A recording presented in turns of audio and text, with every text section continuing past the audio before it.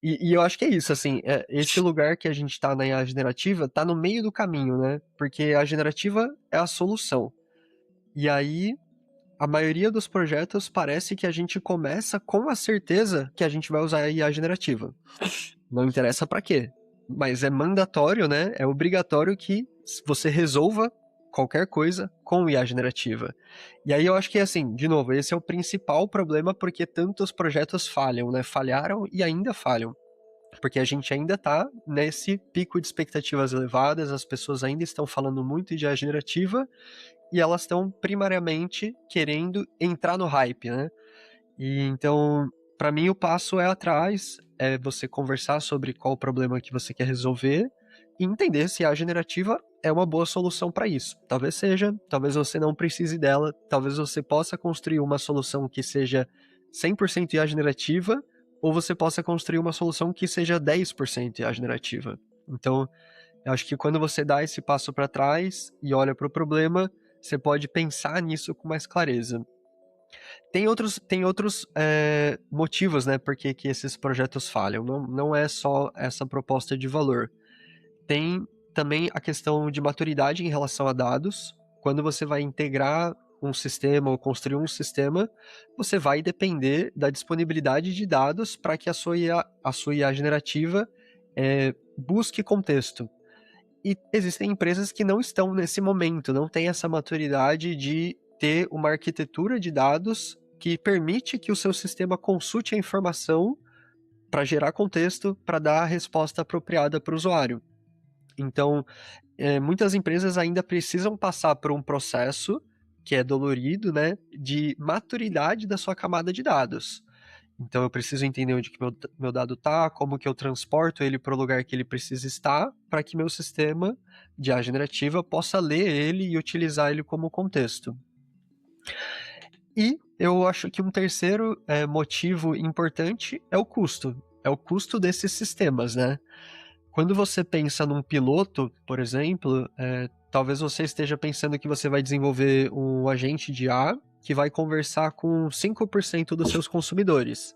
E o seu piloto é testar a efetividade dessa IA generativa para aquela amostra, né, de usuários.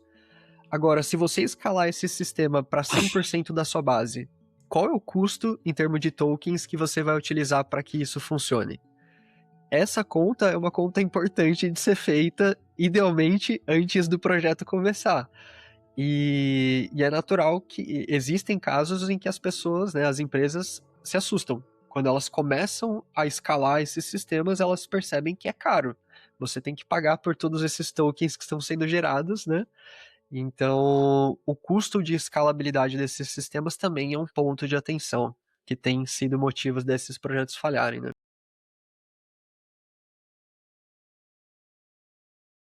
Olá, pessoal! A gente está começando mais um episódio do CX de AI, podcast dedicado a conversas com profissionais da área de design de experiência conversacional e inteligência artificial. Então, se você já conversou com algum Alexa, um chatbot, ou até mesmo um bot no WhatsApp, você provavelmente conversou com algum projeto de alguma pessoa que vai estar passando aqui nessa temporada. Meu nome é Caio Calado, eu estou como designer conversacional desde 2016. Eu gosto muito desse mercado, eu ajudo a tocar algumas comunidades e uma delas se chama Bots Brasil. Eu gosto muito assim de ver os profissionais, o ecossistema crescendo e eu acompanho ele de perto aqui no Brasil e fora também. E hoje a gente está com mais um episódio da nossa segunda temporada, que tem como tema a nova geração das conversas. Então, se você trabalha na área, quer saber como é que o nosso trabalho, né, a nossa área como um todo está mudando por conta da inteligência artificial, então essa temporada provavelmente é para você. E por que o episódio de hoje é tão importante, né? O tema de hoje é falar um pouquinho sobre como tirar a IA do modismo e trazer para o valor real do negócio, né? A gente está vendo que o mercado está numa onda, né, de empolgação muito grande em relação a agentes de IA ou modelos generativos, mas quem tem mais tempo na estrada talvez já viu esse filme antes e é que nem na moda, né? A gente vê que a moda de tempos em tempos ela vai se repetindo. Então lá em 2017 a gente teve o boom dos chatbots e provavelmente a gente está vendo um boom hoje da inteligência artificial. Não quer dizer que é a mesma coisa, mas tem algumas coisas diferentes aí. né? O grande perigo que a gente pode ver é que a gente pode gastar rios de dinheiros tentando utilizar ou puxar uma narrativa voltada à inteligência artificial, e às vezes isso não pode resolver, né, um problema que é de fato interessante. Isso pode talvez até gerar certas dúvidas do nosso mercado, né? Então a gente tem que estar de olho nisso, né? Se a gente não souber alinhar a tecnologia com métricas de sucesso ou entender como é que a gente pode gerar valor de verdade, isso pode ser um grande perigo, né? Então a gente pode talvez empilhar vários projetos e sem querer alguns deles não seguir adiante. Então é sobre isso que a gente vai conversar. A gente vai entender um pouquinho mais sobre essas visões, essas perspectivas. E para entender isso na prática, eu vou trazer hoje o Henrique Gomes. O Henrique é Head de Design e Estratégia de IA Conversacional na Master of Code Global. Tem mais de 8 anos de experiência no ecossistema e traz uma bagagem muito rica para quem já liderou programas, produtos, especialmente como Group Product Manager lá na High Platform. Henrique, a gente já se conhece há longa data, então como é que vai ser o papo hoje? Estou bem animado aí pela nossa conversa. Muito obrigado aí pela agenda. Como é que você chega aí para o nosso papo? Fala, Caio, obrigado pelo convite. Eu chego também bastante empolgado, muito feliz de poder compartilhar um pouquinho aqui da experiência e ajudar nesse momento aqui da comunidade, do nosso ecossistema, que com certeza, né, tá passando por um momento de mudança, de disrupção, e acho que todo mundo está tentando entender o que que acontece com os nossos papéis, como que a gente desenvolve melhores soluções, usando ou não usando IA generativa, então estou bastante empolgado para esse papo. Pô, valeu. Obrigado por topar e pela flexibilidade. A gente mudou as datas algumas Claro. vezes dessa gravação, então estou animado também para essa conversa. Bem, gente, antes da gente conversar, eu queria convidar vocês que estão escutando a gente, deixar um like aí nesse episódio, ou seguir esse canal, ou mandar um oi, um olá pro Rick, o Henrique Gomes, lá no LinkedIn. Quem sabe, né, compartilhar esse episódio com alguém que você acha que pode se interessar pelo tema. Acho que ajudaria a gente a fazer com que essa mensagem chegue mais longe. E, Henrique, para a gente começar aqui, eu queria fazer um quebra-gelo e eu queria pensar um pouquinho aqui, se você lembra qual foi o primeiro chatbot que você viu assim no passado que te deixou motivado a trabalhar na área ou estudar mais sobre o tema do conversacional? Você lembra qual foi? Cara, eu lembro de uma experiência, né, conversacional que me deixou bastante intrigado, assim, eu era jovem e acho que eu não diria que necessariamente ela me fez querer trabalhar, mas me deixou bastante curioso, que foi o Akinator. Não sei se você se lembra do Akinator, que era aquele gêniozinho que De ia fazendo adivinhar? algumas perguntas e ele adivinhava o personagem que você estava pensando. E eu achava aquilo ali, assim, sensacional, assim, incrível, e até hoje é. Se você entrar lá e testar, você ainda vai ficar, caramba, como que ele consegue adivinhar? E é um chatbot, né? É uma interface conversacional que basicamente vai perguntando, te dando algumas opções para você responder. Então, acho que essa foi a primeira interação que eu tive, assim, que me deixou muito curioso como que aquilo ali funcionava, né? Como que aquela experiência dava tão certo. Nossa, doideira. Eu pensei no RoboEd. O RoboEd Doideira. também é uma boa. O RoboEd eu acho que é mais antigo que o Akinator, pra ser sincero.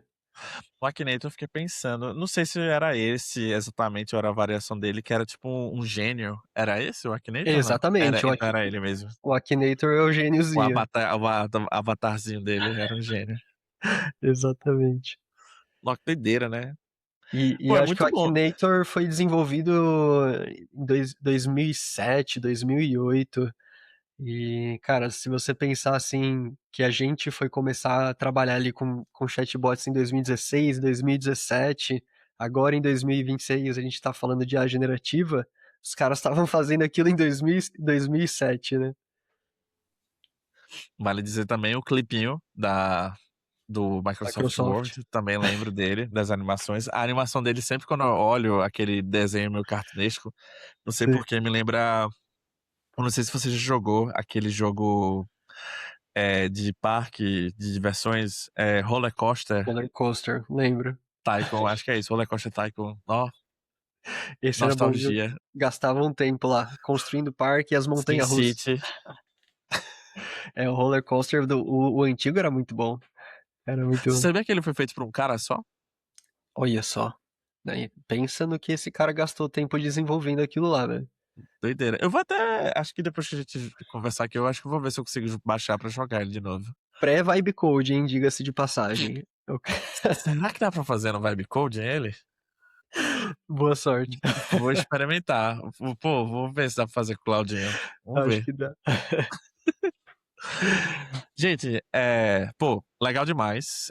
A gente vê que o mercado tá mudando e é muito doido a gente perceber, né, que alguns desses jogos, games, até noções eram bem pequenininhos, né, em termos de memória, etc. Hoje tem aplicações mais complexas e o mercado como um todo tá amadurecendo. A gente tem a nuvem, tem vários outros dispositivos que permitem a gente estar interagindo com a internet sem estar plugado na internet, que eu e Sim. você é do tempo da internet de escada, né? Então, hoje a gente tem a internet móvel. E eu queria entender um pouquinho o seu histórico, olhar um pouquinho para trás e a gente entender como é que a gente chegou até aqui, né? Então, você começou a sua trajetória lá atrás como analista, depois passou pelas cadeiras de coordenação, GPM. Como é que foi essa transição, assim, da operação para o mundo mais de gerenciamento e agora você está na posição de head, né? De design e IA. Como é que foi essa sua trajetória até chegar nessa posição atual? Cara, eu comecei como designer conversacional antes da gente usar esse termo, né? Eu comecei, na verdade, como estagiário e eu basicamente era um analista de bot, né? Não tinha ainda um termo cunhado para isso, mas eu estava fazendo o que nós fazemos hoje como designers conversacionais fazemos, né? E foi uma experiência muito interessante, porque na época a gente tinha pouco conteúdo disponível sobre boas práticas, como desenhar essas jornadas e a própria comunidade Bots Brasil e a evolução do ecossistema aqui no Brasil me ajudou muito a ir adquirindo esse conhecimento, né? Eu fui tentando trazer também, acho que as disciplinas de usabilidade, de interface humano-computador para agregar nesse trabalho de design e alguns anos depois eu comecei a atuar na área de produto, né, de uma empresa que trabalha com chatbots, né? Então eu saí dessa cadeira de design conversacional para uma cadeira de Group Product Manager e foi aí que eu percebi o quanto que o nosso papel enquanto designer conversacional já tinha muita relação com product management. Então quando você pensa nesse papel de PM, no geral você tem que entender o negócio do seu cliente ou o negócio do produto que você está desenvolvendo, as dores do usuário, as necessidades do usuário, as limitações e as capacidades da tecnologia que você está utilizando, e a partir do momento que você começa a entender o problema que você está tentando resolver, você vai propondo soluções, né? Então, é um mundo de hipóteses que você tem de como que você pode resolver determinado problema, e você vai validando essas hipóteses ao longo do tempo, né? E quando eu comecei de fato a atuar como produto, eu comecei a entender o quanto que a gente, do lado de design conversacional, já tem essa mentalidade, né? Essa cabeça de estar conversando com o cliente, tentando entender o negócio dele, o negócio do cliente dele, e traduzindo isso para soluções, né? Acho que quando a gente pensa em chatbot, voice bot, agentes de IA, ele é um tipo de produto, né? São interfaces conversacionais e quando a gente vai para outros produtos, interfaces web, SaaS, por exemplo, é só uma interface diferente, mas toda a cadeia, né, de pensar naquele problema e desenvolver soluções, ela é a mesma. Então, para mim foi um processo de assumir, quando eu sentei na cadeira de produto, que parte do que eu já tinha experienciado como design conversacional era uma experiência muito válida para estar lá em produto também, né? Então, eu acho que isso me ajudou muito, assim, porque eu fui reconhecendo que frameworks que a gente usava dentro do design eram extremamente importantes para produto também. E talvez uma cabeça um pouco mais diferente, assim, né? Quando você senta na cadeira de produto, você começa a responder pelas métricas de impacto daquele produto no negócio, né? Você precisa garantir que ele está gerando valor para o usuário e resolvendo o problema do usuário, mas que ele está gerando valor para o negócio também, né? Seja trazendo mais receita ou mais eficiência operacional. Então, acho que eu comecei a trazer também um pouco dessa outra mentalidade que não era tão presente até então, né? Essa questão do design, criando e ajudando a dar forma a um produto que, de certa forma, é conversacional, né? Talvez você tinha o seu foco direcionado ali para geração de valor, tanto para o produto, mas para o usuário também. E quando você assumiu essa cadeira de produto, você teve que também considerar o negócio, né, como uma parte da sua atenção, senão as coisas não iriam se sustentar. Exatamente, os stakeholders, né, então tem toda aquela Exatamente. parte de gestão, da diretoria, das pessoas que estão todas interessadas naquele negócio, as expectativas, então, acho que o papel de produto ele tem, muito de alinhamento, né, você, a partir do momento que você entende o problema que você está tentando resolver, você tem que alinhar isso com todas as pessoas interessadas para conseguir chegar na melhor solução, né. Então é um trabalho de muita comunicação. É, essa parte de colocar todo mundo na mesma mesa parece que não é, mas é desafiador.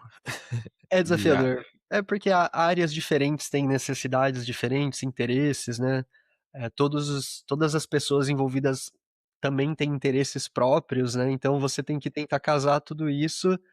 E muitas vezes essas discussões elas, se resumem no roadmap, né, na sua lista de prioridades, porque no fim a gente tem uma capacidade limitada, né, de desenvolvimento e de descoberta, né, tanto para discovery quanto para desenvolvimento, e você tem que decidir onde que você vai colocar a sua energia, né. Então, essa gestão, dos stakeholders para você poder realmente entender, né, com a empresa para onde você olha é bem importante. quase que aquele jogo Jenga, de Exatamente, uma equilibrando os pratinhos para não desmoronar. exatamente. Eh, Hoje você está trabalhando numa empresa global, eh, por acaso até conheci um dos fundadores naqueles eventos que eu fazia lá em São Francisco, e hoje você está com uma atuação um pouco mais global, né, lidando em diferentes contextos, imagino com pessoas de diferentes nacionalidades também. Como é que tem sido esse desafio para você, né? Tem alguma diferença que você nota nesses desafios de clientes globais em relação aos que você tinha aqui no Brasil? A dinâmica é a mesma, o mercado é diferente? Como é que é essa sua leitura? Se quiser também contextualizar um pouquinho da empresa em si. Sim. Bom, hoje eu trabalho na Master of Code, que é uma empresa mais voltada para a parte de serviços, e a gente é muito focado no mercado conversacional mesmo, né, então, nós temos parceiros e clientes próprios, que contratam nossos serviços de design e desenvolvimento para soluções conversacionais, né, então, nossos parceiros são na maioria das vezes plataformas conversacionais, né, que no Brasil a gente tem alguns exemplos e fora do país também, que contratam a gente para atuar como designers e desenvolvedores para as plataformas deles. E a gente também tem clientes que contratam a Master of Code para desenvolver soluções próprias, assim, totalmente customizadas, né? Que está ficando bastante recorrente agora, principalmente por conta dos agentes de IA. E quando a gente pensa assim no mercado é muito interessante, Caio, porque claro que tem as suas similaridades, né, eu acho que as empresas de todos os lugares do mundo estão buscando eficiência operacional e crescimento de receita. Então isso não muda, independente da região. Agora, tem uma diferença muito grande na maturidade, do mercado conversacional por região. Hoje eu Sim, considero o Brasil mais avançado do que algumas outras regiões do mundo. Se você comparar o Brasil com os Estados Unidos, por exemplo, eu percebo que a gente evoluiu mais. A gente tem uma profundidade maior nesse mercado conversacional do que, o mercado dos Estados Unidos como um todo, por exemplo. Acho que isso é devido aos canais, por exemplo, o que aconteceu aqui com o WhatsApp, né, que é um canal hegemônico e faz com que todos os usuários estejam lá e com que todas as empresas acabem, desenvolvendo soluções dentro desse canal, permitiu uma evolução mais acelerada do mercado. Enquanto nos Estados Unidos, não existe um canal hegemônico como o WhatsApp ainda. Então você vai ter muitas empresas que ainda, são muito fortes no atendimento telefônico, por e-mail, algumas, arriscam usar o SMS, estão tentando o RCS, enfim, você tem ainda uma indefinição em relação a qual é o canal que o público e que as empresas, consequentemente, estão usando. Isso sim. faz com que eles tenham, na minha opinião, uma dificuldade, assim, de evoluir. Então, eu até sinto que é um privilégio, assim, ter tido algumas experiências que eu tive aqui por conta de ter trabalhado com clientes brasileiros, e tá vivendo hoje o que eu vivo lá, porque parece que a gente já tá talvez um ano na frente, assim. O WhatsApp ele tá com esse desafio, né, de se tornar o super app do Ocidente.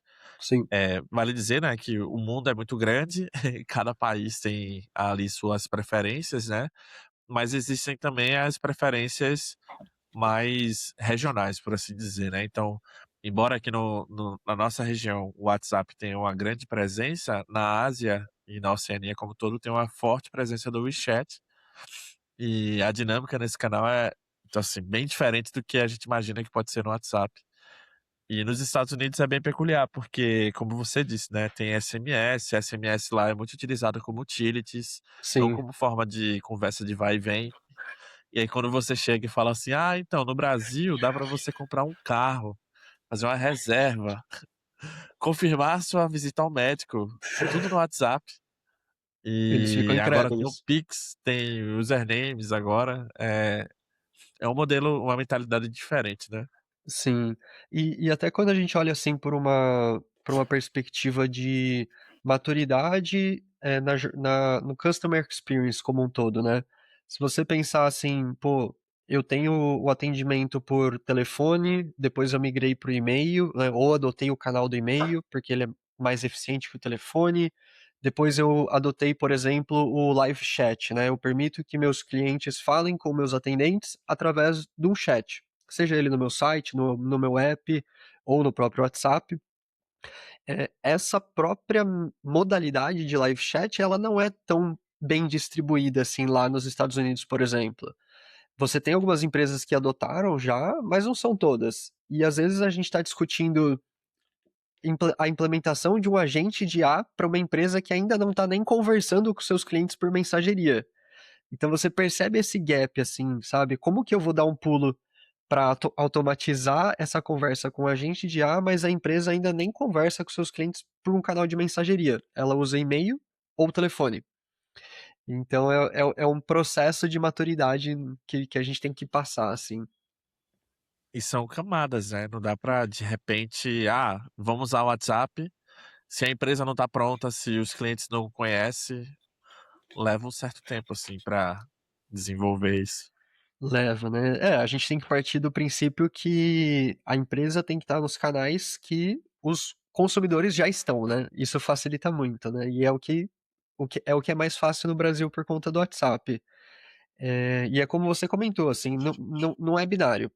Embora no Brasil pareça que o WhatsApp é hegemônico, nos Estados Unidos não é bem assim, na Europa é mais ou menos, vai depender dos países. Então, a gente tem hoje clientes basicamente na Europa e na América do Norte, né, principalmente nos Estados Unidos, e isso vai variar muito de país mesmo. Então, se a gente está falando com um cliente da Bélgica, a gente vai ter que entender quais canais que os usuários que estão lá realmente utilizam para poder propor a melhor solução para eles, né? É doideira. Na Europa, em alguns países, o principal canal é voz. Exatamente.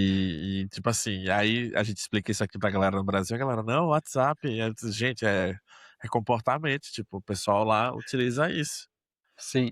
E esse é um negócio interessante, porque aí eu tenho uma sensação que a camada de voice bots, né, ou agentes de IA por voz, tem se desenvolvido mais fora do Brasil do que dentro do Brasil. Essa é a minha sensação, porque justamente porque eles estão acostumados com a voz, né? Então, a mentalidade de lá é: bom, se meus usuários já me ligam na voz, vamos tentar melhorar esse canal. Enquanto aqui, por- pelo que, pelo fato que os usuários estão no WhatsApp, a gente está tentando melhorar o canal da mensageria, né? Então, é um pouco dessa questão dos canais que faz mudar bastante, assim, né, de país para país. É.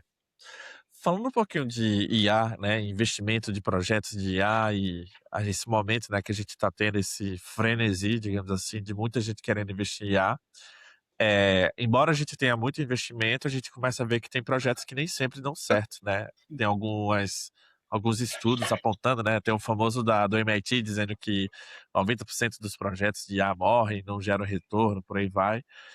Por que você acha que as empresas, né, estão patinando, assim, na hora de fazer esses projetos darem certo ou de escalar eles, né? Quais que seriam os desafios para esses projetos hoje em dia? Olha, eu acho que isso remete a um pouquinho ao ciclo de hype, né, da Gartner que você comentou, porque quando a gente olha para o ciclo, né, ele tem aquela questão da curva de expectativas, né. Quando uma tecnologia entra nesse hype, as empresas e as pessoas começam a ter um aumento de expectativas em relação àquela tecnologia. Começa um burburinho, né. Pô, IA generativa tá na moda, então todo mundo começa a ser pressionado por adotar a IA generativa, por exemplo. Eu acho que é o que está acontecendo agora, né. E isso faz com que as pessoas, as empresas, os stakeholders comecem a procurar formas de adotar a IA generativa, principalmente porque está na moda, mas elas não estão necessariamente discutindo, né, o problema que elas querem resolver através, da IA generativa. Então, eu acho que esse é o principal problema, assim, por que que os pilotos, né, ou esses projetos que adotam IA generativa falham? É uma falta de uma clareza do valor do negócio que você quer atingir através daquele projeto. Então, quando você começa a simplesmente querer implementar IA generativa porque tá na moda, mas você não chegou a discutir detalhadamente, né, ou com clareza, o problema que você quer resolver, qual que é o custo, qual que é o valor daquele problema resolvido, você começa a entrar num projeto que vai ter um custo de implementação, um custo de manutenção, sem saber o quanto que você vai de fato ganhar nele, né. Então para mim o principal problema hoje é uma falta de clareza do valor do negócio que você espera desses projetos.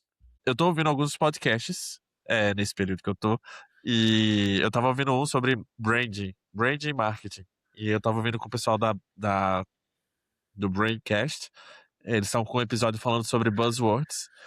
E uma das palavras, né, que tiveram discussão ali foi, e não é o primeiro episódio de marca e marketing que eu escuto falando sobre isso, é a galera falando sobre a gente não discutir sobre o problema, falar sobre dor do cliente, a gente falar sobre a proposta de valor ou a solução que a gente está criando. Eu fiquei pensando muito nessa questão, né? Tipo, poxa, por que será que tem uma galera que tá muito mais interessada em falar do valor ou da proposta e não do problema? Aí eu não sei se é um pensamento meio. Eu me peguei pensando nisso, sabe? Se é É, a gente que é na área de tecnologia, que vai pensar primeiro no problema para então na solução, ou a galera do marketing que vai pensar na solução e nos benefícios da solução. Eu me peguei pensando nisso, na sua fala. sim. É um bom ponto, né. Eu acho que quando a gente pensa numa perspectiva de go to market, né, por exemplo, precisamos pensar na proposta de valor daquilo que a gente está Total. desenvolvendo, né. Sim. Mas não tem como você pensar, na minha opinião, é muito difícil você começar pela proposta de valor sem antes discutir a dor que você quer tratar a partir daquela solução, né. E Eu e achei bem peculiar. É. e eu acho que é isso, assim, esse lugar que a gente tá na IA generativa, tá no meio do caminho, né, porque a generativa é a solução. E aí, a maioria dos projetos parece que a gente começa com a certeza que a gente vai usar a IA generativa. Não interessa pra quê, mas é mandatório, né, é obrigatório que você resolva qualquer coisa com IA generativa. E aí eu acho que, assim, de novo, esse é o principal problema porque tantos projetos falham, né, falharam e ainda falham. Porque a gente ainda está nesse pico de expectativas elevadas, as pessoas ainda estão falando muito de IA generativa e elas estão primariamente querendo entrar no hype, né. E então, para mim o passo é atrás, é você conversar sobre qual o problema que você quer resolver e entender se a IA generativa é uma boa solução para isso. Talvez seja, talvez você não precise dela, talvez você possa construir uma solução que seja 100% IA generativa, ou você possa construir uma solução que seja 10% IA generativa. Então, eu acho que quando você dá esse passo para trás e olha para o problema, você pode pensar nisso com mais clareza. Tem outros, motivos, né, por que que esses projetos falham, não é só essa proposta de valor. Tem também a questão de maturidade em relação a dados. Quando você vai integrar um sistema ou construir um sistema, você vai depender da disponibilidade de dados para que a sua IA generativa, busque contexto. E existem empresas que não estão nesse momento, não têm essa maturidade de ter uma arquitetura de dados que permite que o seu sistema consulte a informação para gerar contexto, para dar a resposta apropriada para o usuário. Então, muitas empresas ainda precisam passar por um processo que é dolorido, né, de maturidade da sua camada de dados. Então eu preciso entender onde que meu dado está, como que eu transporto ele para o lugar que ele precisa estar, para que meu sistema de IA generativa possa ler ele e utilizar ele como contexto. E eu acho que um terceiro motivo importante é o custo. É o custo desses sistemas, né? Quando você pensa num piloto, por exemplo, talvez você esteja pensando que você vai desenvolver um agente de IA que vai conversar com 5% dos seus consumidores. E o seu piloto é testar a efetividade dessa IA generativa para aquela amostra, né, de usuários. Agora, se você escalar esse sistema para 100% da sua base, qual é o custo em termos de tokens que você vai utilizar para que isso funcione? Essa conta é uma conta importante de ser feita, idealmente, antes do projeto começar. E é natural que existem casos em que as pessoas, né, as empresas, se assustam. Quando elas começam a escalar esses sistemas, elas percebem que é caro. Você tem que pagar por todos esses tokens que estão sendo gerados, né? Então, o custo de escalabilidade desses sistemas também é um ponto de atenção, que tem sido motivos desses projetos falharem, né? É, por isso que é interessante a galera ter as noções, né, de fluxo determinístico, fluxo com IA, ou pelo menos quais são as partes da conversa, né, que pode ter uma, pode ter outra, porque às vezes tem uma conversa que ela é extremamente objetiva, né, é só perguntar uma informação e receber de volta. Às vezes não precisa daquele consumo de token todo. Exatamente, né. Então, eu acho que o fato da gente ter trabalhado nessa era pré-IA Pra generativa, IA. com os chatbots, né, tradicionais, nos dá um benefício, assim, de poder entender esses componentes do sistema, né. A gente falava muito antigamente de fluxo aberto ou fluxo fechado, né, você ter as árvores de decisão, ou você trabalhar com intenções e entidades, e eu acho que todas essas técnicas são ainda válidas hoje. Sim, Você ainda pode olhar para a interação do usuário com a interface conversacional e se questionar se você não poderia apresentar um menu com quick replies para que ele clique em alguma daquelas opções. Se ele clicar em uma daquelas opções e seguir um fluxo determinístico e resolver o problema dele, a perfeito. interface conversacional fez o seu papel, certo? Eh, e o mesmo serve para modelos tradicionais de processamento de linguagem natural. Eu tenho certeza que muitos times gastaram meses e anos refinando os modelos de processamento de linguagem natural e eles chegaram num nível bem aceitável de conseguir captar a intenção do usuário e rotear ele ou levar ele para o lugar correto e dar a resposta correta. Eu acredito que exista uma forma de você usar a IA generativa num modelo híbrido, onde você entende quando nem os botões ou os quick replies, nem os modelos de processamento de linguagem natural atendem o usuário. Nesse caso, você pode usar a IA generativa. E aí você vai estar fazendo um uso mais consciente, que vai fazer com que seu uso seja mais barato, né? E você ainda vai estar entregando esse valor para o consumidor, né? Sim. E é bem peculiar porque você falou, né, a gente tá há mais tempo e é doido a gente falar do projeto de IA tradicional, por exemplo. Ah, tem lá intenção, entidade.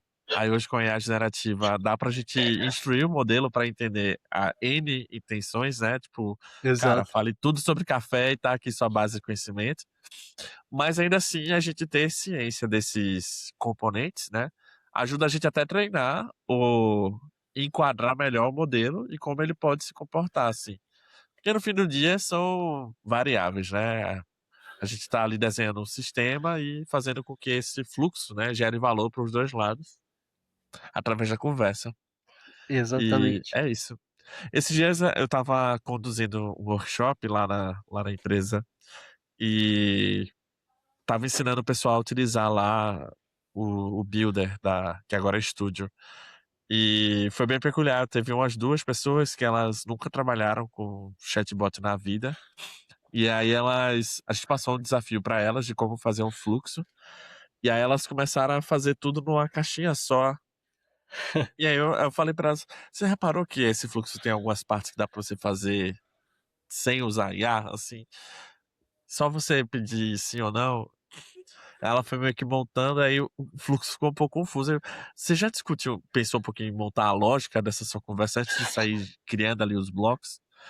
E aí, sei lá, eu me pego pensando às vezes nessa noção mais antiga, né, fluxo macro, fluxo micro, tem hoje a arquitetura de solução. Sim. Eu acho que ter tido essa vivência pré-IA generativa me ajuda a surfar essa onda aí da IA generativa melhor. Eu me vejo numa situação delicada, assim, porque é isso, né, todos os clientes querem bots com IA generativa. E eu tô aqui do outro lado pensando: "Cara, legal, dá pra gente usar IA generativa, com certeza, mas esse projeto vai ficar caro. E se a gente tentar fazer um mix aqui, né, fazer uma versão híbrida que vai ter um fluxo, desenhado para que usuários possam navegar, pode ter intenções de entidades e pode ter IA generativa também. Aí eu me vejo assim, cara, será que eu tô resistindo à tecnologia que tá chegando e vai dominar tudo isso? Mas por enquanto eu tô tentando navegar e olhar para esses sistemas como coisas que podem ter um pouquinho dos dois, sabe? Desses dois Sim. mundos.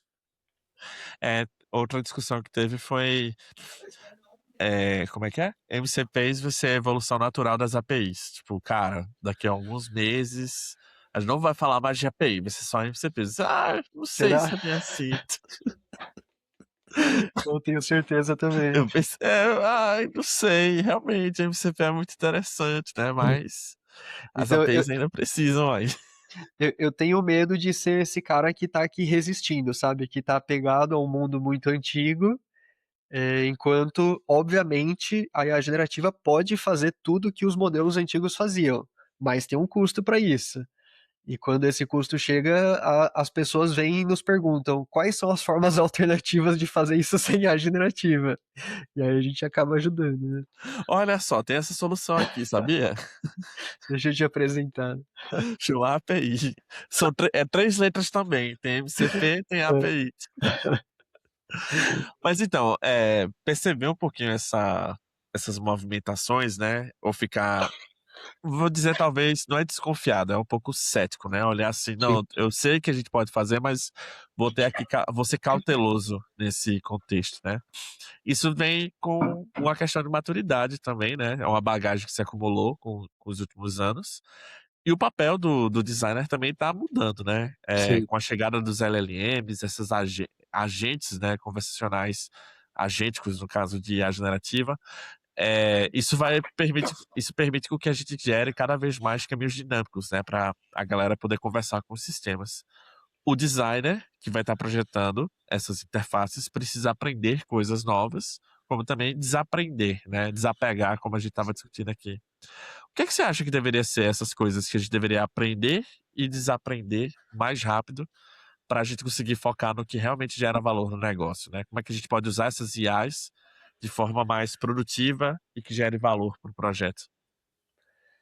Cara, eu eu acho que pensando em desaprender, eh, particularmente quando eu começava um projeto novo, por exemplo, um cliente que eu nunca trabalhei, talvez até de uma indústria que é nova, né, a gente tem todo aquele processo de conhecer a marca, os produtos, o serviço daquela empresa, né, de fazer a nossa pesquisa. E eu trabalhei em muitos projetos onde a gente tinha um processo de traduzir o site do cliente ou a FAQ dele para o bot, né. Então você meio que transformava um conteúdo que foi feito para a web, para o site, num conteúdo conversacional, né. Eu acho que isso é algo que talvez a gente possa se desapegar, porque naturalmente os LLMs eles são interfaces conversacionais, né, então eles conseguem pegar um conteúdo que está no site, e já fazer torná-los conversacionais, né. E eu acho que por um outro lado, o que a gente tem que aprender é de fato usar essas ferramentas, eh, ao nosso favor no nosso processo de design, né. Então, por exemplo, processo de research, quando você entra num projeto novo, de uma indústria que você não conhece, de uma marca que você não conhece, para trabalhar talvez um bot de vendas, um bot de atendimento ao cliente, talvez você não tenha tanto domínio, né, sobre aquela área, você pode usar IAs para pesquisar mais sobre aquilo, né, olhar para concorrentes, olhar para o mercado, pegar referências. Então eu hoje o meu processo de research ele começa no ChatGPT, né, para entender mais sobre aquela marca, sobre aquele cliente, e até o processo de escrita, né, de design mesmo, ele passa pela IA generativa também, né. Então, eu acho que eles aprenderam um pouco desse nosso processo de tentar traduzir, eh, conteúdos de outras interfaces para interface conversacional, porque os LLMs fazem muito bem isso, e aprender a usar essas ferramentas constantemente durante o processo de design, né, pesquisa, design, testes e por aí vai, né. É, é bem legal o momento que a gente tá com ChatGPT, Claudinho, Gemini, no sentido de talvez ajudar a gente a fazer algumas coisas mais rápidos que antes demorava Sim, muito para fazer. Então esse exemplo que você deu, né, de usar essas IAs como forma de absorver melhor o conteúdo e já tornar ele conversacional é muito bom.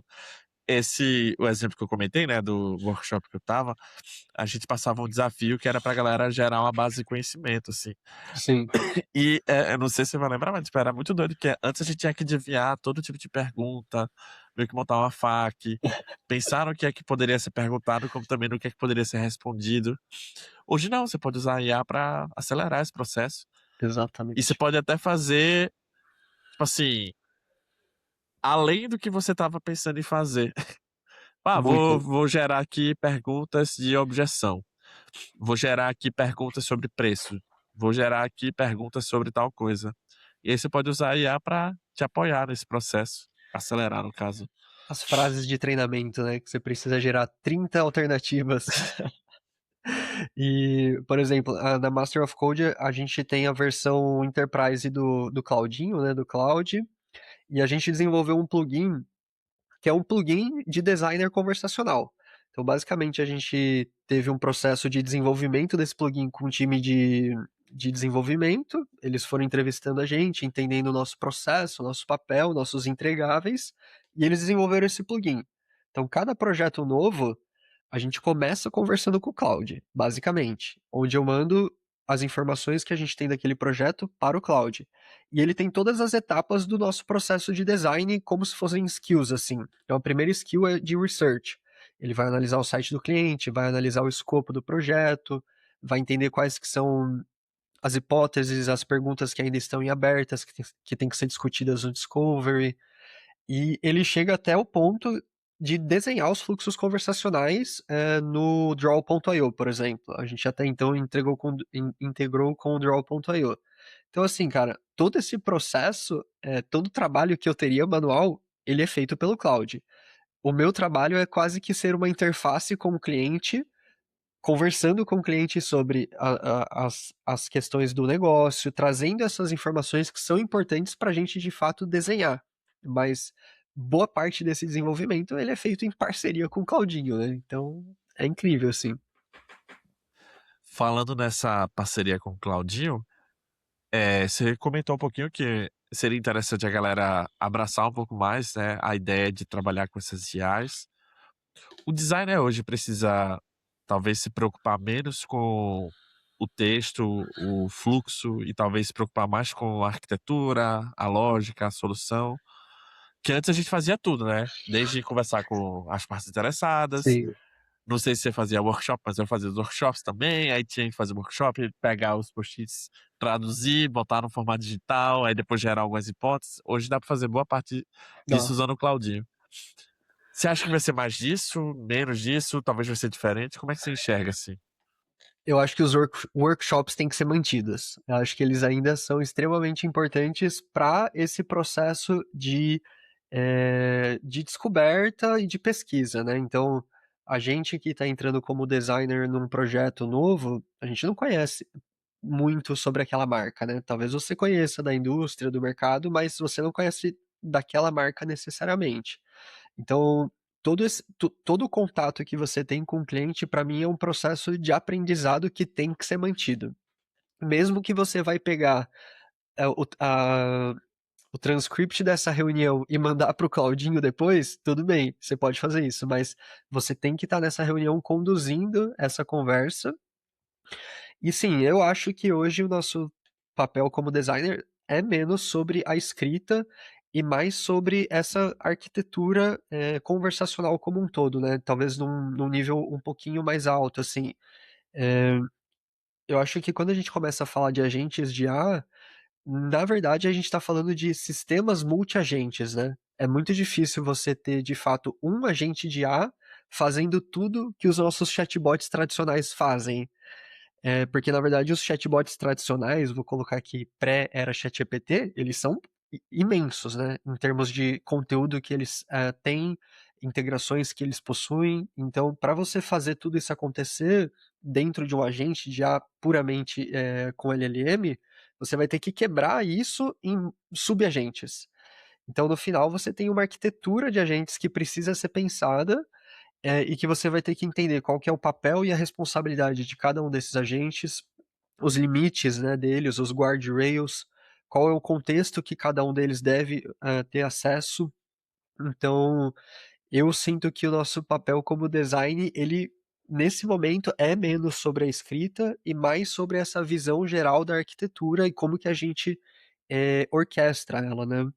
E como você comentou, assim, a gente tinha no passado todo esse trabalho de pegar o conteúdo de algum lugar e traduzir ele para o modelo conversacional. Se hoje esse conteúdo ele já está acessível e a IA generativa pode consumir ele e usar para gerar as respostas, a pergunta é: quais são as regras de negócio para apresentar esse conteúdo para o usuário? Porque se você pegar toda a base de conhecimento de uma empresa, e colocar num bot, você tem que se perguntar se esse conteúdo ele deve ser apresentado para todos os usuários. Provavelmente não. Você vai ter, clientes e não clientes, talvez você tenha tipos diferentes, né. Eu tenho um cliente B2B, um cliente B2C, e parte desse conteúdo ela é válida só para um tipo específico de usuário. Então você começa a entender essas regras, você precisa entender essas regras de negócio com o cliente para instruir a IA a o que responder para cada tipo de usuário em cada cenário, por exemplo. Então, acho que essa discussão sobre as regras de negócio, ela se torna ainda mais importante. Eu Você começou a listar um pouquinho, assim, sobre temas e áreas, a gente falou um pouquinho mais da prática, né, de como seria a atuação desse Sim. papel. Eu queria talvez trazer essa pergunta, ou esse olhar mais para a pessoa que está considerando virar um designer conversacional, né. Quais são as habilidades, temas, não sei se você poderia dar algumas dicas, mais para a gente aprofundar mais dentro desse tema, né. Eu acho que a gente falou mais do dia a dia, agora eu queria talvez dar uma ênfase para a questão das habilidades, conceitos, temas. O que que você acha que a galera deveria estar olhando, estudando para os próximos anos, né? Eu acho que você já deixou claro que a forma de atuar do designer convencional vai mudar, né, mas o que que a galera deveria estar olhando, estudando, aprendendo, para talvez pegar essa nova onda aí da inteligência artificial? Você tem algumas dicas? Cara, eu sou uma pessoa prática, assim, tá? Sempre que alguém quer entrar nesse mercado, eu convido a pessoa a tentar desenvolver um bot. E você tem aí N plataformas em que você pode fazer isso, né? Plataformas gratuitas que você pode entrar lá e testar por si só, né? Eu sempre sugiro isso como como primeiro passo, porque a pessoa ela começa a entender o que que esses sistemas, né, esperam de você enquanto designer ou desenvolvedor nesse processo de desenvolvimento. Eh, e quando você começa a lidar com isso, né, a gente vai ver que você está falando sobre o processo da arquitetura da informação, né, como que você vai apresentar uma informação para o usuário de uma forma que ele consiga processar, digerir e ter uma ação, né. Tem todo um processo que inclusive antecede isso, né, que é um processo de pesquisa sobre que problema que você está tentando resolver, qual que é o propósito daquela solução, daquele bot que você está desenvolvendo. Eh, e a partir desse momento que você tem essa noção do propósito, do problema, da indústria que você está desenvolvendo a solução, você consegue pensar na arquitetura de informação. E hoje, dependendo da ferramenta que você for utilizar, e isso é interessante porque a gente começa a ver como as plataformas estão se moldando por conta da IA generativa, né. Existem plataformas hoje que já permitem que você desenvolva um agente de IA através de um prompt, né. Então você começa a sua primeira versão simplesmente escrevendo o que você espera dele. E aqui eu acho que entra um pouco dessa experiência natural que todo mundo está passando da escrita do prompt, né. Tem uma disciplina que é levantamento de requisitos dentro da ciência da computação, da engenharia de software, que para mim ela é extremamente relevante hoje, que é como você descrever os requisitos de um sistema. Antes a gente estava descrevendo do designer para o desenvolvedor, né, ou do cliente para o desenvolvedor. Hoje, nós, enquanto designers, a gente pode descrever isso para uma máquina e ela vai fazer esse processo de desenvolvimento do bot, né? Então, eu acho que essa engenharia de requisitos, esse processo de levantamento de requisitos é algo interessante de se olhar. E toda essa experiência de interagir com LLMs, para mim é importante hoje, porque você vai começar a entender um pouquinho de como eles funcionam e como você se integra a eles, né? Porque boa parte dessa experiência hoje deve ser naturalmente fazendo integrações com LLMs. Então, eu acho que passa por um pouquinho de tudo isso, né? Eu sei que são disciplinas distintas, né? Mas eu acho que o nosso papel, ele de fato é um papel amplo, né. Eu achei muito legal essa sua resposta, porque você trouxe mais temas fundacionais que a pessoa aprende na faculdade do que talvez se pegar no hype. Esses dias eu estava no LinkedIn, uma amiga minha desenvolvedora, ela fez um post que eu achei bem peculiar, que ela estava dizendo, tipo assim: "Poxa, gente, me matei de estudar aqui para tirar a certificação do Claudinho, recebo o certificado, aí eu olho o período de validade do certificado, 6 Até amanhã. meses".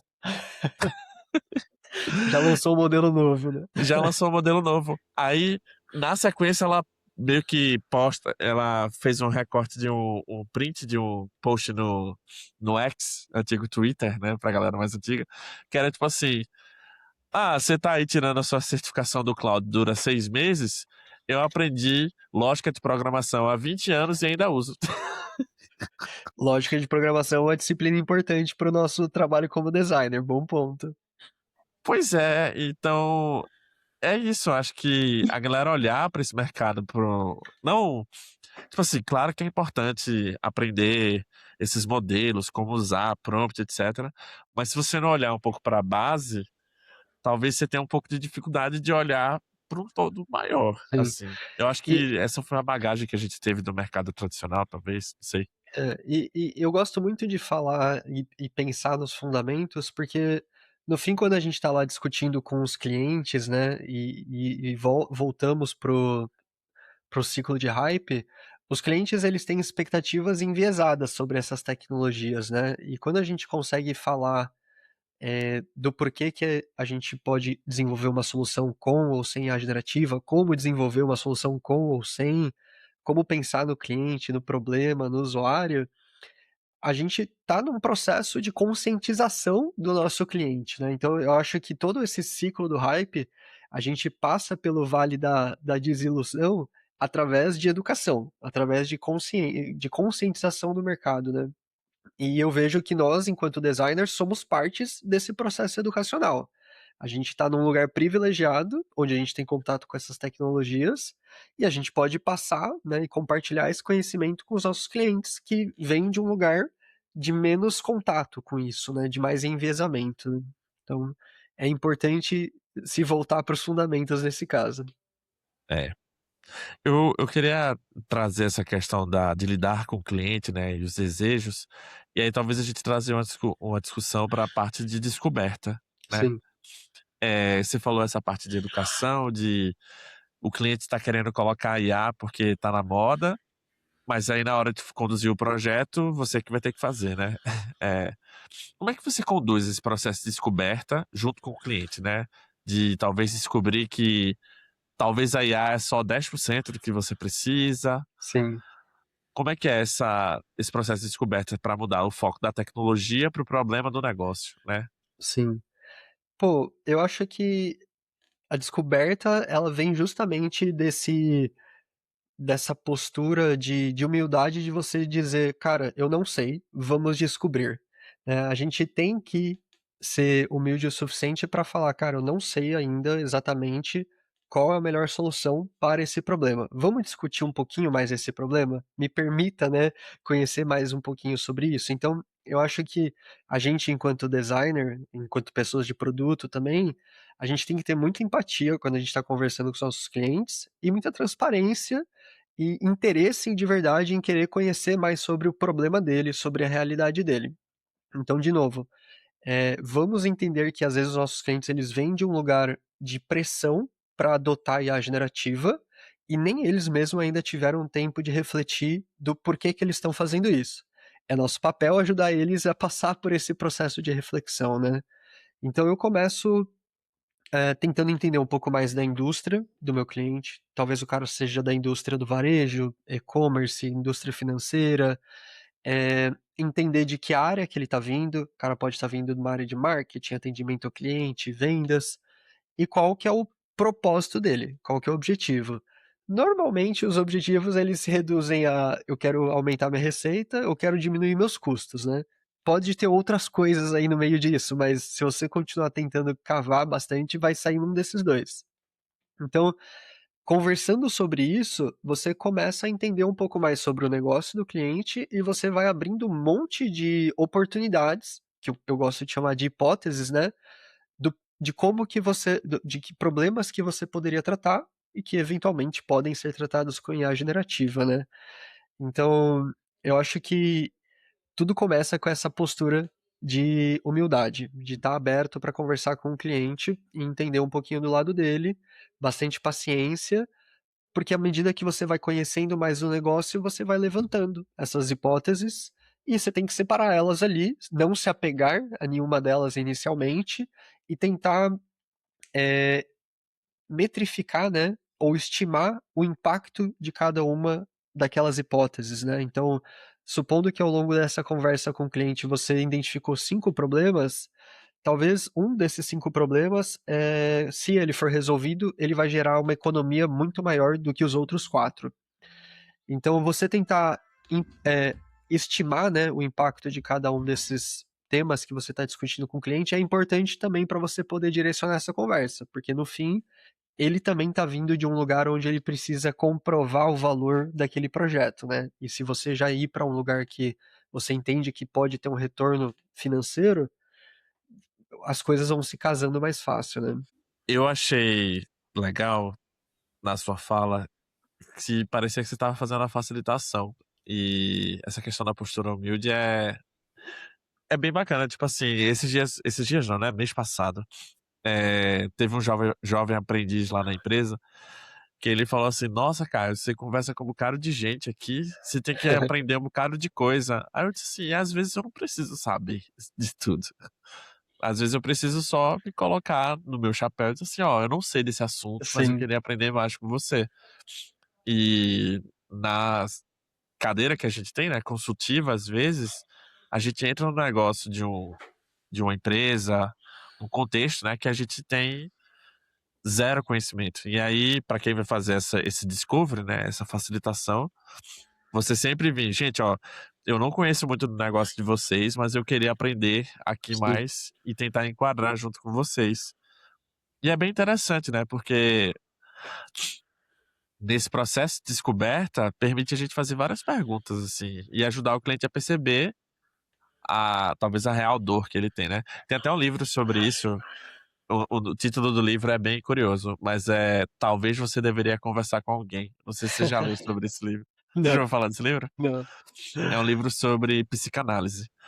E aí, nesse livro, é bem interessante porque a autora, ela fica contando relatos de pacientes, que ela atendeu, não para expor a pessoa, mas de ela mostrar um pouco Sim, como é conflituoso esse cenário, né, e que talvez a pessoa deveria conversar com alguém.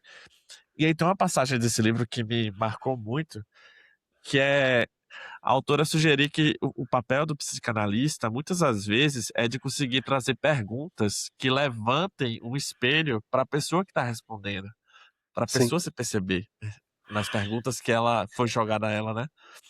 E eu acho que o trabalho da gente é isso, de entender quais são as perguntas, né? E ajudar a gente a explorar isso. Não sei. Eu, Você foi eu, eu, falando, eu fui eu, pensando nisso. eu gosto dessa colocação. E às vezes eu me vejo quase como um terapeuta dos clientes, sabe? Porque parece que o problema que eles deveriam estar resolvendo é óbvio, mas muitas vezes por eles estarem tão envolvidos no próprio negócio e por uma série de dinâmicas, eles não conseguem olhar para o próprio problema. Então, quando a gente entra nessa postura de, pô, vamos conversar abertamente sobre isso e permite que eles falem e reflitam também sobre o que eles estão falando, fica meio óbvio sobre qual é o problema que a gente deveria estar resolvendo, né? E então, e às vezes eu me vejo também nessa cadeira, assim, de tá ali só para ajudar eles a chegarem numa conclusão que talvez eles mesmo já soubessem, mas por N motivo eles não conseguiram enfrentar aquilo, né? Passar por esse luto, ou por esse Exatamente. desafio. É, nesse processo de discovery, né, a gente está ajudando ali as partes diferentes, né, a descobrir mais sobre o projeto, o, o contexto do negócio do cliente, por aí vai. Você tem algumas dicas, talvez. É que a gente está falando muito aqui do processo do Discovery, né? Mas Sim. o projeto em si ele não termina no Discovery, né? Tem a parte também delivery dele. Queria talvez explorar um pouquinho como é que é essa nuance de ser a ponte, né? Entre o desejo executivo das partes interessadas, a viabilidade técnica, né? Você é a pessoa que vai projetar ali o que esse serviço vai fazer. Como é que você faz essa amarração para entregar algo que faz de fato sentido para a galera? Ou para o cliente final, né, no caso? Boa pergunta. E é uma situação delicada, né? Porque quando você envolve todas essas partes, né? Talvez a alta liderança, a diretoria que está decidindo por aquele projeto, que está pagando por ele, com a camada operacional que está ali apoiando no processo de discovery, né? Você tem perspectivas completamente diferentes, né? Sobre a própria empresa, sobre os problemas que deveriam ou não deveriam ser resolvidos. Então, acho que tem que ter um jogo de cintura nosso, enquanto designers, para conseguir dialogar da mesma forma que essas duas partes dialogam, que é diferente, né? A alta liderança sempre vai estar falando muito mais voltada para os objetivos de negócio, enquanto o operacional muitas vezes vai estar falando mais em relação aos problemas processuais da operação, né? E você precisa conseguir conversar com os dois e eu acho que o que vai ter em comum, no geral, é a dor do usuário.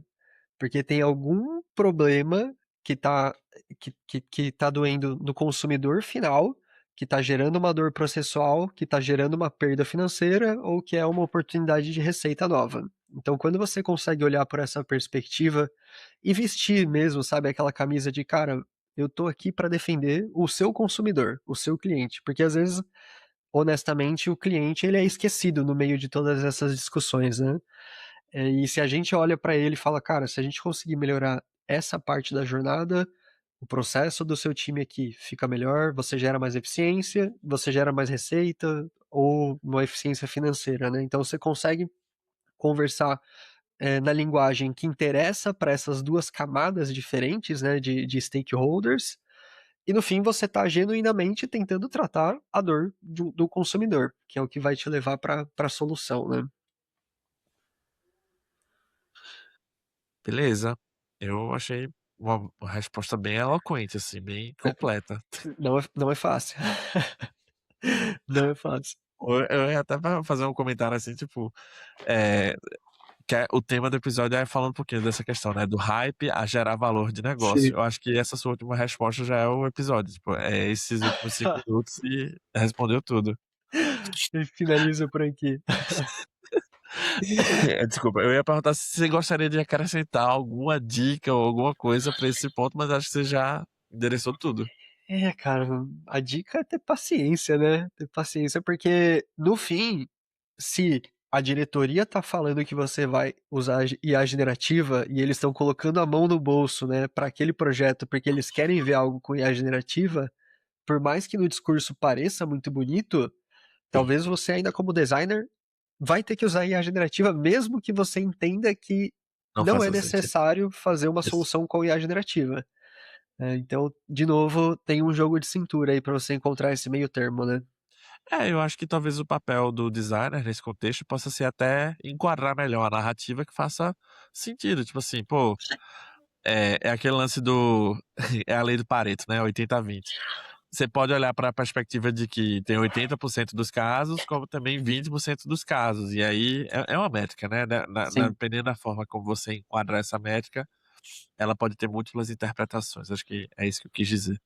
eu concordo. Não, definitivamente, cara. Eu acho que ainda assim, né, quando a gente passa a ter esse olhar mais pro consumidor, qual é a dor mais importante ou quais são as dores mais relevantes para serem endereçadas, no final, se a gente acabar resolvendo elas com IA generativa, eu acho que a gente fez um uso mais sábio da tecnologia de qualquer forma, sabe. Então, acho que sim, a gente apoia nessa narrativa, né. Falando um pouquinho sobre os indicadores e estratégia de produto, né, eu acho que é o ponto que você trouxe. Se a diretoria quiser usar, tipo, não tem como, a gente vai ter que usar de alguma Sem forma. Eu acho que discussão. o X da questão é a gente associar esse uso com algum indicador, né. Sim. Você tem alguma uma dica, uma orientação? Como é que as pessoas podem, talvez, lidar com esse cenário, né, e medir o sucesso dessa adoção ou o retorno de investimento, de uma forma que às vezes não tem um roteiro linear, né, tipo, pô, eu preciso adicionar IA de todo jeito. Como é que eu vou provar que a IA nesse contexto pode ser benéfica, né? Será que Sim. tem algumas métricas, algumas dicas que a galera pode olhar?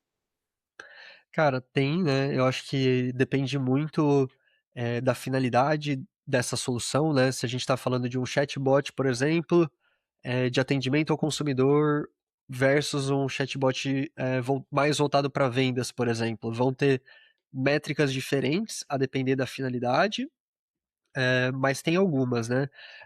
Por exemplo, quando a gente fala de atendimento ao cliente, acho que uma das principais métricas do canal conversacional é a retenção, né. É o número de conversas que você consegue de fato tratar através do chatbot e que não dependem de um atendimento humano.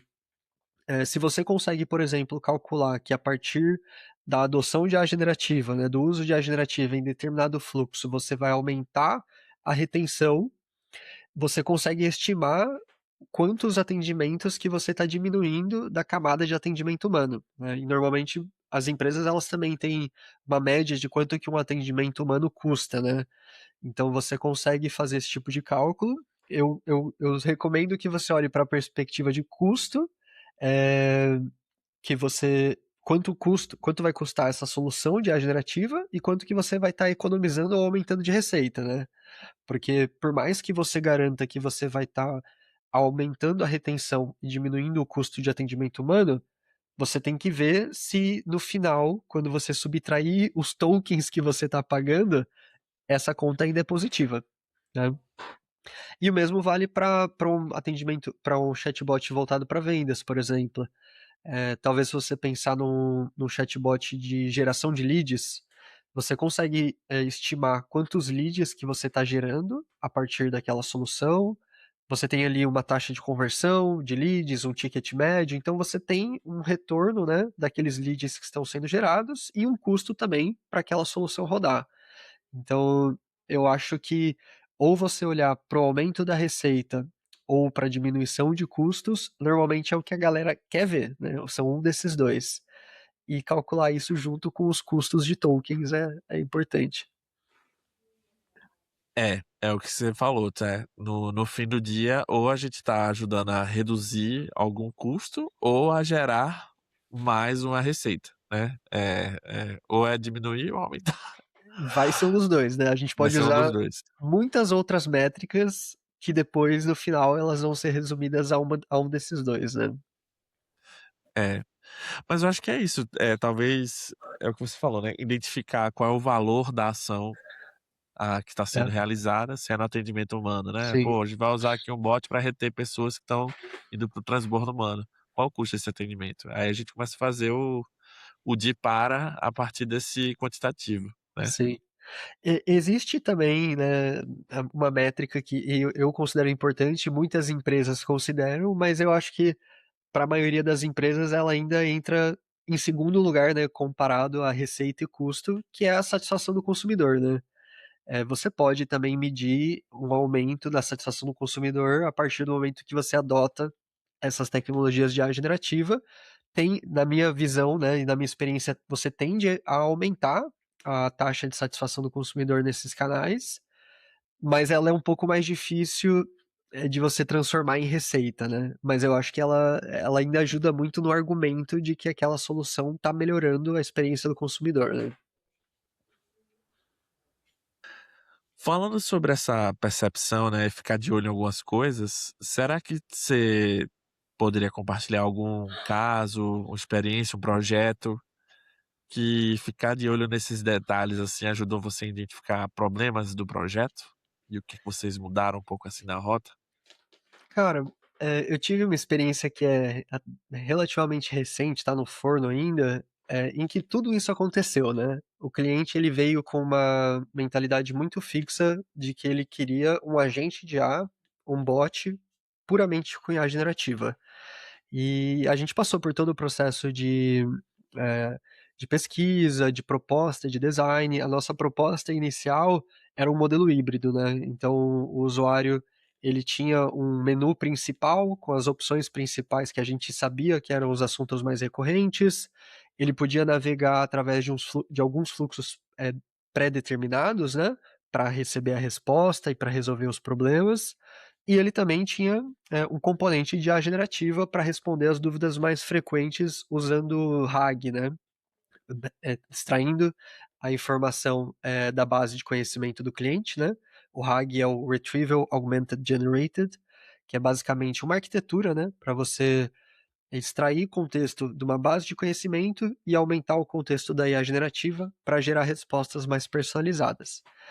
Enfim, era uma solução híbrida que nós propusemos inicialmente para justamente equilibrar essa questão de ter IA generativa, mas também saber que a gente conseguiria resolver parte das dúvidas dos clientes sem IA generativa.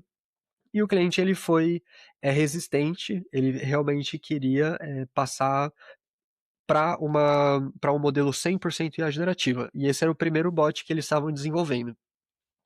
Aceitamos, seguimos, né, alertando sobre os custos, né, do uso de IA generativa para todo o volume da base dele, e seguimos, assim, durante os testes o projeto foi bem, o cliente ficou satisfeito, fizemos os devidos ajustes, e quando foi para produção, eu acho que foi no terceiro mês, o cliente percebeu que ele tinha estourado o budget para o ano.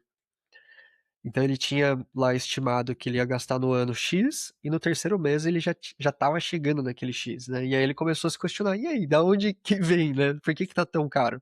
E tá tão caro porque cada atendimento, né, cada conversa estava passando pelos modelos de IA generativa, e estava sendo muito mais caro do que poderia, né, ser, né, dava para ser mais barato, em outras palavras.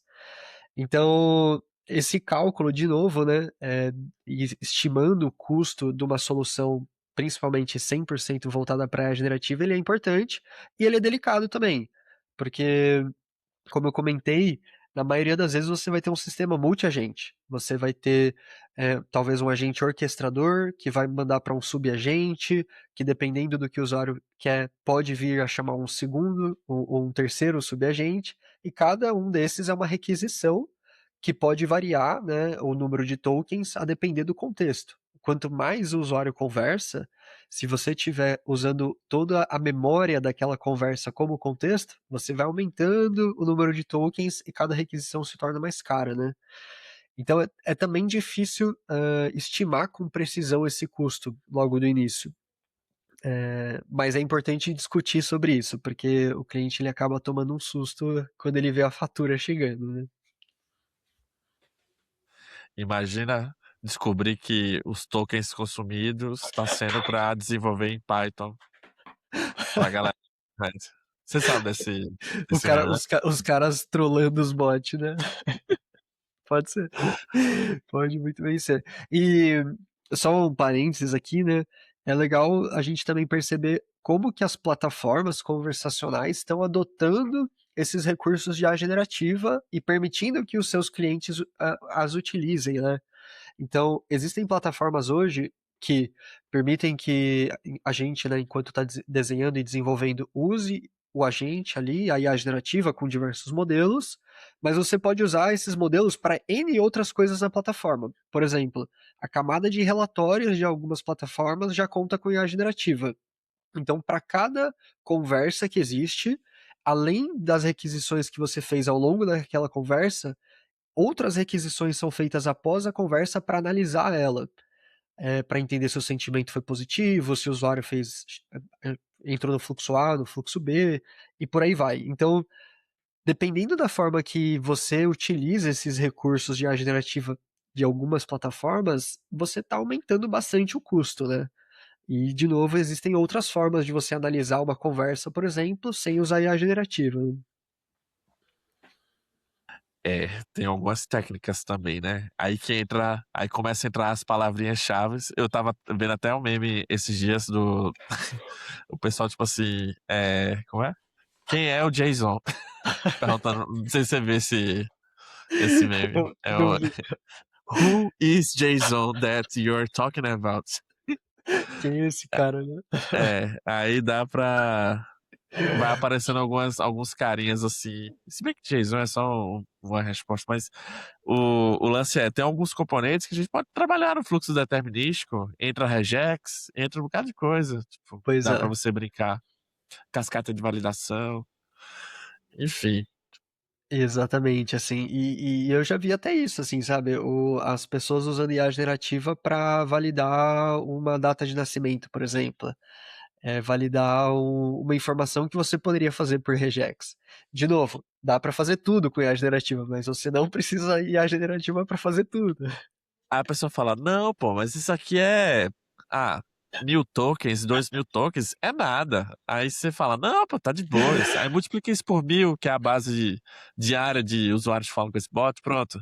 Aí de 2.000, sobe pra, sei lá, 2 milhões, 3 milhões, aí começa a ficar muito alto o valor.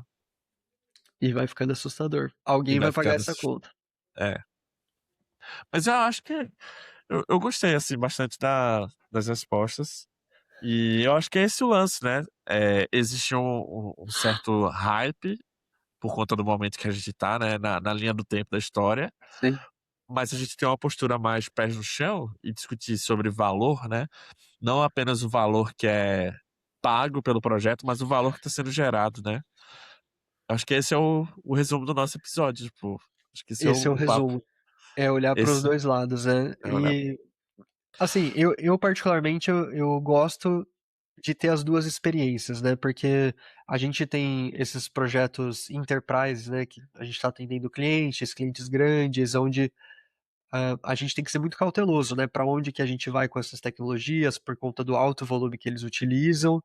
Então, é um processo de aprendizado, né? Gradual que a gente vai tendo, mas ao mesmo tempo eu acho que é muito legal a gente ter projetos, talvez até pessoais, assim, ou internos dentro da empresa, onde você pode ir 100% IA generativa, vamos criar sistemas multiagentes, vamos ver como que eles interagem entre si, como que eu faço isso funcionar, porque eu acho que esse é o caminho, a gente está indo para lá, mas ainda é um processo para chegar lá de uma forma que a gente consiga pagar as contas e que a gente consiga comprovar o valor, né? Então eu acho que tem esse momento gradual de aprendizado com os clientes, com os grandes projetos, mas você pode impulsionar isso do outro lado com os seus projetos pessoais ou internos, sabe? Tem que ser pés no chão. E, gente, estudar fundamentos. Ler livro, aprender a programar. Não é que você tem que ser o expert em programar, mas você Não. entender um pouquinho a lógica, escrever um código. Hoje eu não tô programando, mas eu consigo conversar sobre um pouquinho de código, pedir para ele me explicar. Ah, entendi, tá sendo assim o fluxo. Enfim, Eu acho que da programação é o básico ali, sabe, né? É a lógica mesmo de programação, você entender as condicionais, né? O e o ou, entender o if, o else, né? Lógicas e laços, assim, são coisas que inicialmente parecem complexas, mas são super simples, assim, e até naturais da nossa língua, né? Eu acho que quando você traduz a lógica de programação para o português, né? Para quem quiser estudar portunhol aí, né? Portugal. É, Portugal. Portugal é uma forma já divertida de você conhecer um pouquinho mais aí, sem fugir tanto, né? Fechou, então. Henrique, não parece, mas já falou aqui 1h20. 1h20? Deixa eu contar aqui. 1h18, Aí, já. quase. Passou voando. A gente conversou também 1 hora antes do nosso episódio começar. Foi bom, a gente meio que atualizou as coisas, né? Precisava. E foi bom. É, eu acho que esse episódio foi muito bom porque acho que trouxe a realidade, né? Tipo, gente, a gente tá empolgado com a ideia, mas precisamos olhar ali Sim. para os valores, né? Tanto o valor que é gerado quanto o valor de custo, né? E eu acho que foi um papo muito rico. Queria agradecer demais por topar, né? Participar desse episódio. É, obrigado por sempre topar pelos convites, né? Já teve outras Eu que carnavais que eu te agradeço. chamei e você topou. Tava pensando no início do episódio da gente, aquela live que a gente fez sobre heurísticas de usabilidade do Nielsen. É um dos Sim. vídeos mais vistos do YouTube da Bots Brasil. Foi E na muita alta da gente pandemia, referencia hein? Essa na foi alta da na pandemia. pandemia. Pois é. E, pô, brigadão aí por sempre estar topando participar. Pra, pra quem quiser te acompanhar, ficar por dentro das suas novidades, tem algum lugar que o pessoal possa ficar mais por dentro? Cara, meu LinkedIn, acho que é o meu principal canal de contato hoje. Manda uma mensagem lá, manda um salve que a gente troca uma ideia, e acho que é isso. LinkedIn é o principal. Beleza. Para uma dica aqui para a galera, para quem quiser se desenvolver mais nessa parte de estratégia, de produto ligado a IA, tem alguma indicação de conteúdo, autor que você deixaria aí para a galera? Sigam o Caio Calado para começar. Não. Você já Siga o corta, Henrique Gomes. já corta metade do caminho já, porque o Caio posta muitas coisas boas, mas eu tava pensando num livro que eu acho que conecta bastante com o que a gente conversou, que é o livro que se chama Inspirado, do Mark Kagan. A versão em inglês é o Inspired, mas ela tem a tradução para o português. E, e é um livro sobre gestão de produto mesmo, né? E assim, é um livro que foi a minha bíblia, eu diria, quando eu comecei a trabalhar com produto, e muito do que eu li lá continua fazendo sentido independente do cargo que eu estou atuando, né? Eu acho que a gente que vive nesse mercado de tecnologia como um todo, a gente está sempre lidando com expectativas, porque a gente está lidando com pessoas de negócio, com pessoas de tecnologia que têm diferentes níveis de conhecimento, né, sobre tudo isso. E no fim, a gente como produto, como design, acaba sendo essa pessoa que tem que equalizar essas expectativas, né, e criar essa ponte de comunicação entre os dois lados. E para mim o Martin Kagan, nesse livro, ele consegue enxergar muito bem esse problema e como que esse problema ecoa nas empresas, né? Nas dificuldades entre as próprias áreas de negócio, lidarem com as áreas de tecnologia, e como que produto e design acabam sendo papéis fundamentais, né? No meio desse caminho. Então acho que esse é um bom livro, assim, para todo mundo. Eu acho que esse livro eu não li. Vou ler. Vou Leia, comprar. leia. Vai se divertir, viu? Vou pegar. O livro que eu tô lendo agora é esse aqui. Tô lendo Dev Hell. Gostei do abacate. É que é uma brincadeira da área. É uma área de atuação. Aí é o primeiro livro em português. É uma área que eu venho me inspirando aí nos últimos anos. E acabou que teve essa publicação em português. Opa, vou É comprar. É da casa desenvolvimento do. de relações, é isso? Isso, Developer Relations. Isso é legal. E aí saiu pela Casa do Código. A Casa do Código tá publicando os livros menores, assim. Eu não sei se você já comprou algum livro de lá. Já. Acabou que eu comprei 5. Mas são bons livros. Se o resumo do nosso episódio, se você pudesse resumir o episódio de hoje em uma frase curta, qual seria a sua frase? Hum, eu diria que seria algo como comece pelo problema, porque acho que todo o hype da IA generativa ele vem com essa questão de que as pessoas querem começar pela solução, né?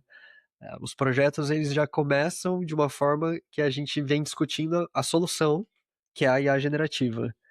Aí eu acho que a gente tem que começar pelo problema, dar um passinho atrás e discutir ele com mais carinho. Perfeito. Muito bom. Pô, Henrique, muito. Assim, só tenho a agradecer. Eu gostei muito desse episódio. Acho que foi bem pé no chão, assim. Eu acho que você trouxe vários exemplos, várias sacadas. Teve até umas perguntas que eu pulei, que você já foi bem eloquente, assim, na fala. Eu gostei bastante, assim. Queria saber se você queria deixar alguma mensagem final pra galera, antes da gente encerrar. Eu queria deixar um agradecimento primeiro para você, Caio, porque acho que esse papel que você faz de juntar pessoas, né, da comunidade, no mercado e abrir esse espaço, né, para compartilhar conhecimento é muito importante. Acho que eu já comentei contigo no passado, mas falo de novo, né? Quando eu estava começando a trabalhar com bots, a comunidade Bots Brasil foi algo que me ajudou muito, assim, porque eu comecei a ver que dores, né, que eu estava tendo, desafios que eu estava tendo no meu dia a dia, outras pessoas também estavam, né? E ali foi um espaço para compartilhar e aprender. E eu vejo esse espaço como algo semelhante num outro momento, né? Eu acho que é um outro momento que a gente precisa muito disso, porque a gente está passando por um processo de mudança. Às vezes parece que a gente sabe aqui exatamente o que está acontecendo, qual que é a forma de resolver tudo isso, mas na verdade, no dia a dia, todo mundo está aprendendo, né? E eu me vejo assim também e vejo que esse é um espaço importante para compartilhar e para aprender, né? Então, agradeço você por promover esse espaço e acho que por todo mundo que vem aqui compartilhar também. Pô, imagina. Pô, é o que eu te falei um pouquinho antes, eu acho que é um momento legal de recorte, assim, a gente Sim. deixar meio que vendo essas transições, assim, no mercado. E pois é, como é que você estava lá na live de heurísticas de usabilidade, né, a gente vê, o Eu mercado tô vai mudando, as pensando que pessoas mudando.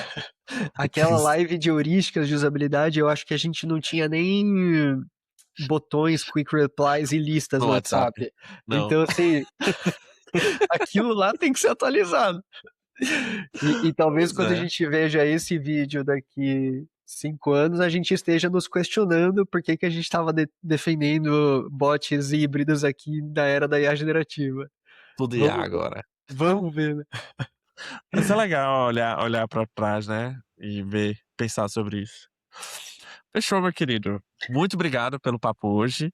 Galera, fica o convite aí pra vocês seguirem o Henrique nas redes sociais. Se vocês gostarem desse episódio também, deixe um like e siga aqui o projeto. A gente vai ficando por aqui, temos mais episódios nessa temporada. Muito obrigado pela sua participação. Valeu, Henrique. Valeu. Obrigadão, Valeu, Caio. tchau, tchau. Valeu.